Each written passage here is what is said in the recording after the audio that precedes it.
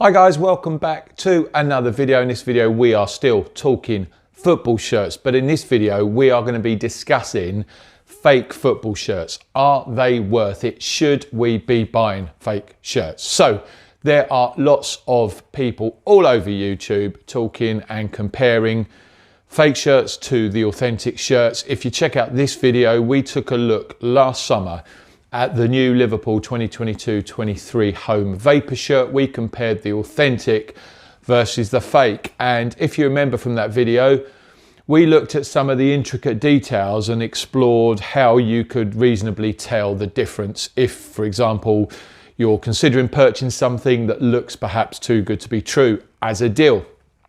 And what we did discover was actually the fake market now in the year 2023 is far better than it was 20 years ago. And actually a lot of progress has been made, sadly, in terms of making them look like the real article. So is it any wonder why, when they're a fraction of the cost, people opt to go for those? So we're going to talk about that. We're going to look at a few fake shirts I've got here. We're going to look at how you can ensure that you're buying an authentic shirt and some of the things to look out for. And also, I'm going to share my views on the fake market and my attitude as a collector. This is my view. You may not share that. That's fine. This is more about trying to educate shirt collectors on what to look out for and make sure no one's getting scammed, because we've all been there. I was there myself on a number of occasions last year. And now, whenever I'm purchasing a shirt, the first thing I always look for are those telltale signs of whether something is legit or not. And if there's no real evidence in the photos, I make sure I ask the seller for that before handing over my hard-earned money. So, fake shirts, let's look from a price point. Now, we all know the cost of football shirts has escalated over the years. Now it's not uncommon to be paying in excess of £100 for a brand new shirt, especially if you're buying one of the player spec versions. For example, the Nike Vapor kit. Here, if you have a look, is the current Liverpool shirt on the Nike store. Wow, look at that price. Now, you don't have to buy the player spec version. You can buy what is called the stadium version. That's okay. But those still retail anywhere between certainly £60 and £80 for top flight teams. If you come down the lower leagues in England here, I picked up a Gillingham home shirt in the club store this past weekend for a friend, £43. Still a lot of money for a League Two shirt. So as you can see, it's quite an investment if you want to get hold of a shirt early on in the season, because either A, you want to wear that to the games, or B, maybe you've got a child who wants a new kit. If you're a collector like me, there are ways to mitigate that. For example, me personally, I choose to wait and hold off and not jumping in and getting those kits upon release, because I know that there is a good chance that over the course of the following 12 months, that price is going to come down. There are trigger points in the year. Black Friday, New Year's sales, the launch of the next season's kits will automatically trigger the sale of old sort of dead stock kits from the current season. So I'm prepared to wait because I'm a collector. I don't wear those shirts. They typically stay stored with the tags on. They are an investment. So I'm happy to wait 6 or 7 months to get a shirt at maybe 50, 60% discount. That allows me to then add badges, put a name set on, and have a finished complete article without that crazy price tag. But we are living in a cost of living crisis. So is it any wonder why some people are now turning to fake shirts? dhgate is a maze of resellers, sellers, who sell all sorts of fake shirts, typically from anywhere between £13 and £17. They even now produce what they call the player versions versus the stadium versions, giving people even more options. So should we be surprised in a climate where we're seeing mortgages go up, energy costs going up, fuel, food all going up, that people are buying fakes, especially if they're buying for their children who always want the full kit experience. But it doesn't just stop there, does it? There are a number of other factors that drive that price. There is a reason why a £17 shirt is going to be different to a £100 shirt. It just is.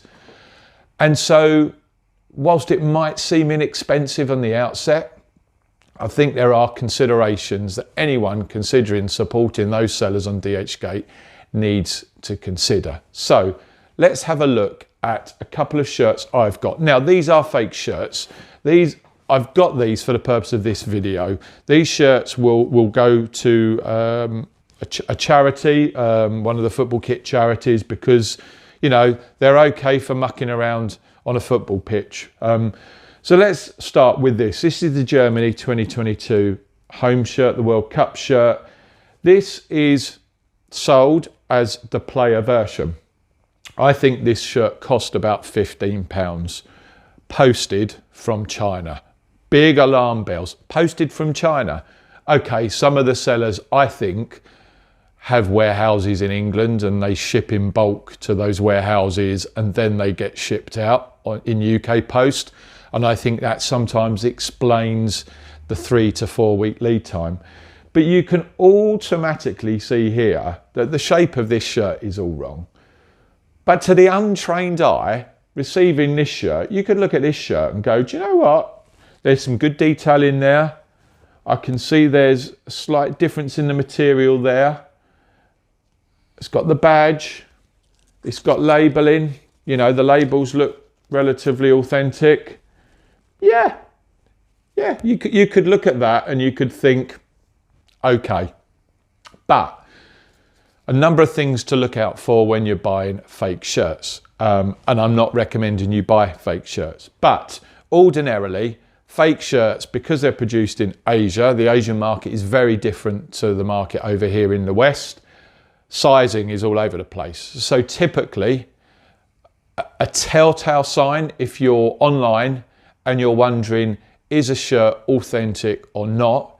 If it's telling you to size up, so 2XL fits like an XL or large fits like a medium, that's a sure giveaway. This is a 2XL shirt.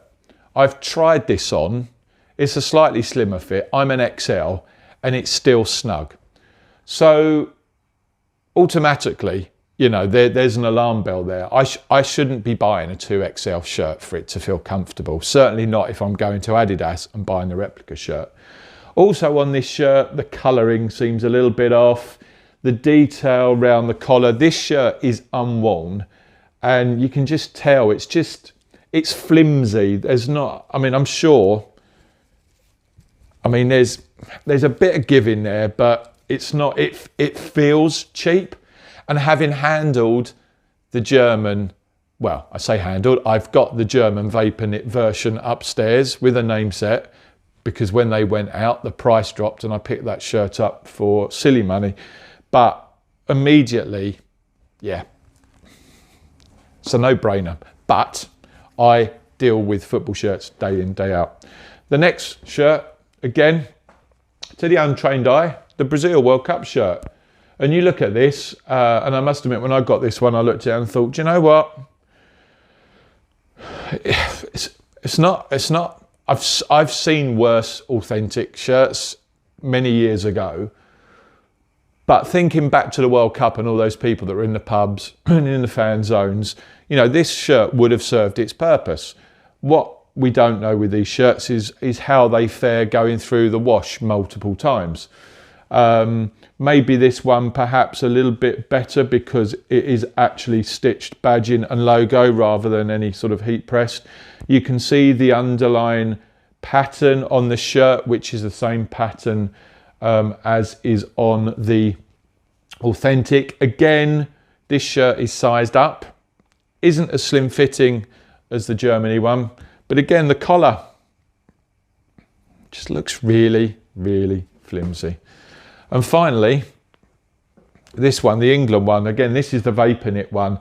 And this one made me chuckle because this being a Nike one, this just looks so much like that Liverpool one we reviewed, because they've tried to imitate the underlying pattern that Nike have on the Vapor, but on the original Vapor knit versions, it's quite a nice subtle pattern. On here, well, you can't miss it. I mean, and there's a sheen to this shirt that just gives it away. And again, it just hanging off this hanger, it's flimsy. The material feels horrible. It's sized up again. It's just not great. Would I wear those out? Maybe. Would I be confident they're gonna last, I don't know, a dozen washes? I don't know. Do I want them in my collection? No, I don't. Thankfully, I've got the authentics of all those shirts in the collection, and for me, they are an investment. So let's talk a little bit about some of the things that are the giveaways. We've talked there about price. So if you're on a website that claims to have a new shirt and it claims to have it in multiple sizes, and it's got lots of shirts from similar clubs and international teams from that same year, all at the same price, that's a pretty big giveaway that they're fake shirts. For one, if you look at the World Cup, some of those hard to get shirts, the Mexico shirts, the Argentina shirts, if those shirts pop up now on legitimate sites and they're legitimate shirts, the chances are you're only going to be able to get the odd size or two on classic football shirts or vintage football shirts. It's very unlikely that you're going to stumble across a retailer now, knowing the demand of those shirts, that has that full breadth of sizes. So if there is a seller out there doing it, I'd be 99.9% confident that they are fake shirts. Also, the other giveaway are the things that these manufacturers are now putting in place to make it easier for us as collectors and those who want the genuine article to make sure we know what we're buying. So let's look manufacturer by manufacturer, a couple of the things. So we've talked about Nike. Now, Nike on an authentic shirt, I'm going to overlay a video here now. This is the England stadium version home shirt from 2022. And you can see here on the bottom of the shirt, behind the wash labels, we have got a little label there with the Nike emblem, and there is a product code there. Now, if we type that product code into Google, you can see here that it's bringing up search entries for that England shirt. So that tells me that this is an authentic product code. Now, back to me, here we've got the unauthentic, the fake shirt. They're trying their best, these guys. There is a little Nike logo down there. However, I have searched the code on this shirt, and when I search that code, it throws up a Barcelona shirt. Big giveaway. So that's Nike. So Nike have that small label under the wash label at the bottom. Adidas, again, if you look here, and this is the Germany shirt from this World Cup, Adidas now, for the modern shirts, have this label on the inside, top left, as you would look, of the collar. And again, there is a product code there that if we type this product code into Google, we will see here, that is returning the authentic shirt. Back to me. Again, they're getting smarter, these guys. There is a little label in there. See that there? But actually, when you look at the font and the copy on that label, it doesn't look anywhere near as good as the original. And of course, when I type it in Google, no Germany shirt. Finally, let's look at a couple of others. Puma have a label again on the bottom of their shirt with what looks like a little QR code, a little barcode with a product code. Again, if you type that into Google, that should return, I think, the Man City shirt this season, Puma manufactured.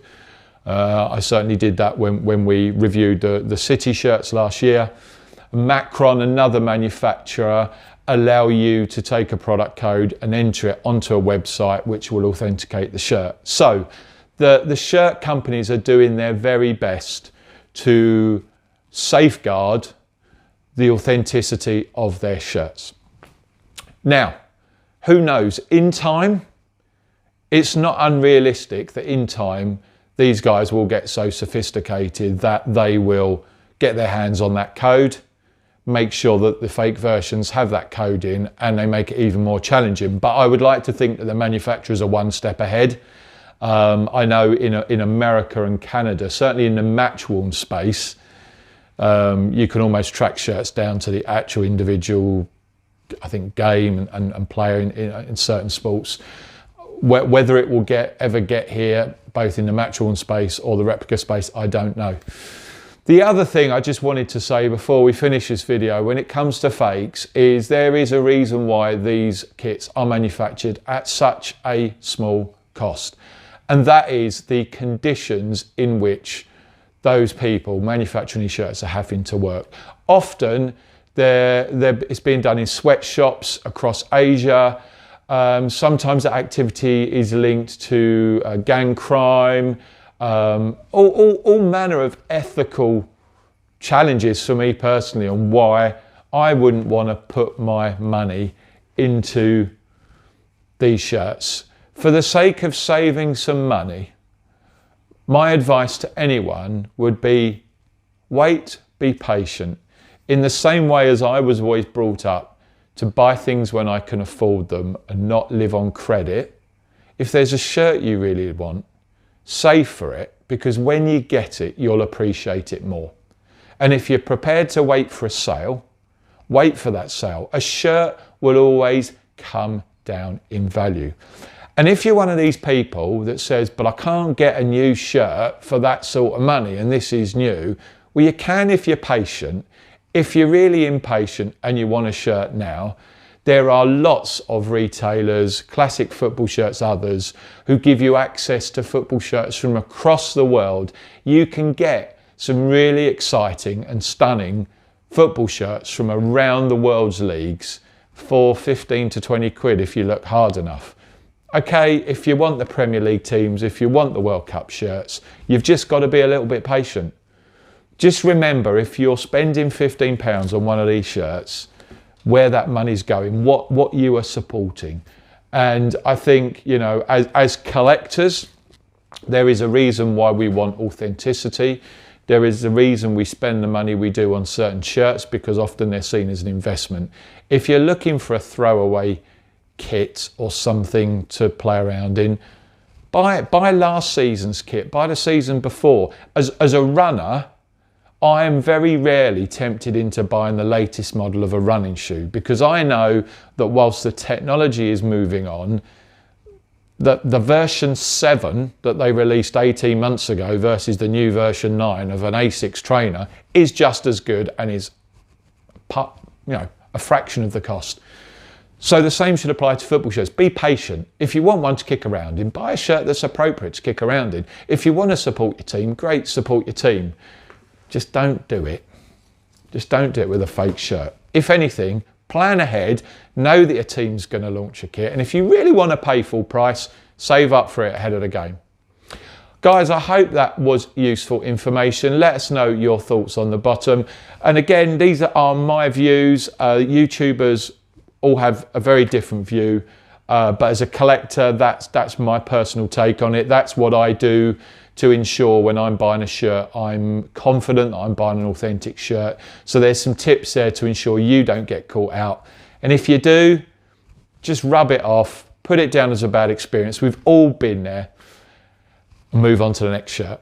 Thanks for watching, guys. You've been great. If you haven't already, do hit that subscribe button. We would really appreciate it. And we'll be back later this week with some new shirts for 2023. Thanks for watching, guys.